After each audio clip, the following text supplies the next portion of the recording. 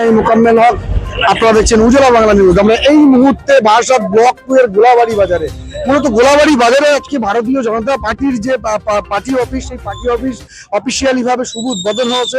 শুধু তাই নয়, তার পাশাপাশি এটাও আপনাদের দেখাবো যে এখানে এই পার্টি অফিসকে উদ্বোধনকে কেন্দ্র করে প্রায় হাজার হাজার মানুষের সমাগম এখানে। শুধু তাই নয়, তার পাশাপাশি এটাও দেখাবো এই যে গোলাবাড়ির বুকে এই ভারতীয় জনতা পার্টির পার্টি অফিস প্রথমবার এই পার্টি অফিস কিন্তু এখানে ওপেন হয়েছে। যারা এখানকার বিজেপি সমর্থক, তারা দীর্ঘদিন ধরে তাদেরকে কণ্ঠরোধ করা হয়েছিল, তারা কথা বলতে পারতো না। সেই জায়গায় দাঁড়িয়ে আজকে রাজ্যে যেহেতু বিজেপি সরকারে এসছে, সেই জায়গায় দাঁড়িয়ে তারা মন খুলে তারা অনেক কিছু বলছেন। বিশেষ করে বিগত দিনে যারা শাসক দল ছিল তাদের বিরুদ্ধে বলছেন। সেই জায়গায় দাঁড়িয়ে আমরা সরাসরি তাদের সঙ্গে কথা বলার চেষ্টা করব। সেই বিজেপি নেতৃত্ব তারা কি বলছেন তাদের সঙ্গে কথা বলবো, তারা কি বলছেন তাদের কথা আপনাদের সামনে রাখবো।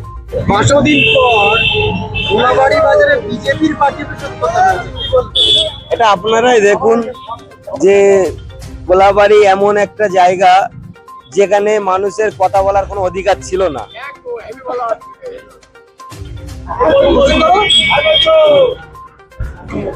বারাসাত ব্লক 2 এর গোলাবাড়িতে এই যে ভারতীয় জনতা পার্টির পার্টি অফিস উদ্বোধন, কি বলবেন? দেখুন, একটা কথা বলি যে বারাসাত ব্লক 2 এর একটা অন্যতম জায়গা গোলাবাড়ি বাজার, এবং গোলাবাড়ি বাজারে এই জনতা পার্টির বিজেপি জনতা পার্টির যে একটা আমরা পার্টি অফিস করেছি, সুতরাং এই পার্টি অফিস সমস্ত মানুষের সাপোর্ট আছে গোলাবাড়িতে, এবং সব মানুষ আমাদের পাশে আছে, শয়ে মানুষ আছে, এবং আমাদের নেতৃত্ব যারা আছে বিজেপির, আমাদের সঙ্গে আমাদের কথা হয়েছে। আমাদের যারা গোলাবাড়ির নেতৃত্ব টোটাল আছেন তাদের সঙ্গে আমাদের একটা বসা হয়েছিল, এবং আবার আগামী দিনে বসবো। সেই উদ্দেশ্য করেই আমরা গোলাবাড়িতে পার্টি অফিসটা উদ্বোধন করেছি। অনেকই মানুষ বলছে যে দেখো গোলাবাড়িতে বিজেপির কোনো মানুষ নেই। দেখুন, আমরা নিউ দিল্লি থেকে আমরা বিজেপির সদস্য, নিউ দিল্লি থেকে আমরা কার্ড করেছি, আমাদের মেম্বারশিপ নাম্বার আছে, আমাদের টোটাল কিছু আছে। অনেক মানুষ বলছে গোলাবাড়িতে বিজেপির পার্টি অফিস, মানে মানুষ একটা আতঙ্ক হয়ে যাচ্ছে, এটাই একটা ব্যাপার।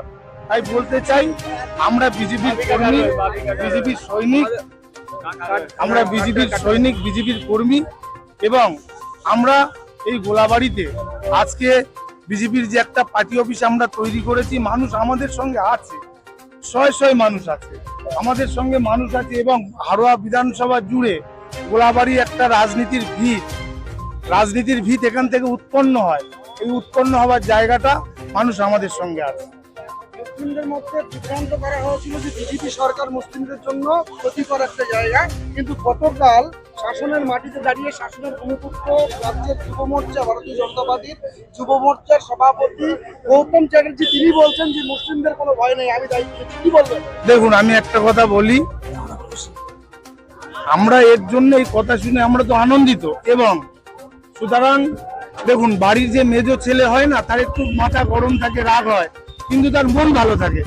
আমাদের রাজ্যের মুখ্যমন্ত্রী, উনি তো বাড়ির মেজ ছেলে, আর যেহেতু সুতরাং ওনার মন ভালো, উনি মুসলিমদের দেখবে এবং মুসলিমদের সমস্ত উন্নয়নের পাশে উনি দাঁড়াবেন, এটা আমাদের আত্মবিশ্বাস। আমরা মুসলিম সমাজের মানুষ। আমার নাম তোয়েব আলী, বাড়ি আমার শঙ্করগাছি, গোলাবাড়ি মসজিদের সামনে আমাদের পার্টি অফিসটা করেছি।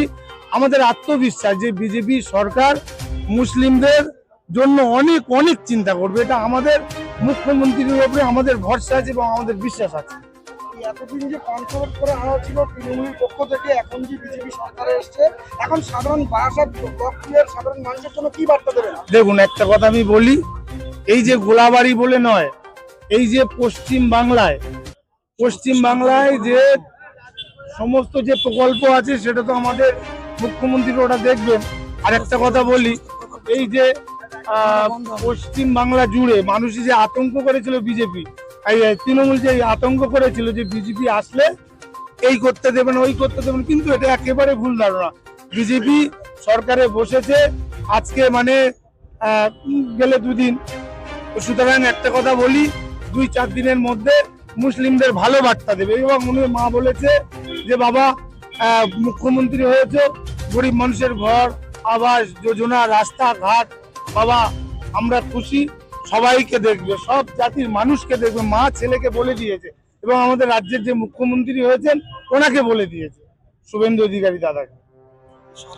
এই যে যারা চলেন করে প্রকৃত কর্মী যারা, তারা কিন্তু তৃণমূলের ভয়তে এতদিন কিছু বলতে পারেনি, তাদের উদ্দেশ্যে কি বার্তা দেবেন? দেখুন, তৃণমূল সরকার রাজতন্ত্র চালিয়েছে। আমি যেটা বলতে চাইছি, 600 বছর রাজত্ব করেছিল মঙ্গল সাম্রাজ্যবাদ, 200 বছর ব্রিটিশরা রাজত্ব করেছিল।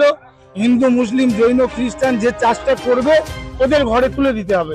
এবং কংগ্রেস সরকার 75 বছর করেছিল, 15 বছর নরেন্দ্র মোদী আছেন সেন্ট্রালে, রাজ্যে ডবল ইঞ্জিন সরকার এবং হয়েছেন রাজ্যের মুখ্যমন্ত্রী শুভেন্দু অধিকারী দাদা মুসলিমদের জন্য ভালো বার্তা দেবে এবং এই রাজ্যে পশ্চিম বাংলাটা আরো বিভৎস ভাবে গড়ে তুলবে।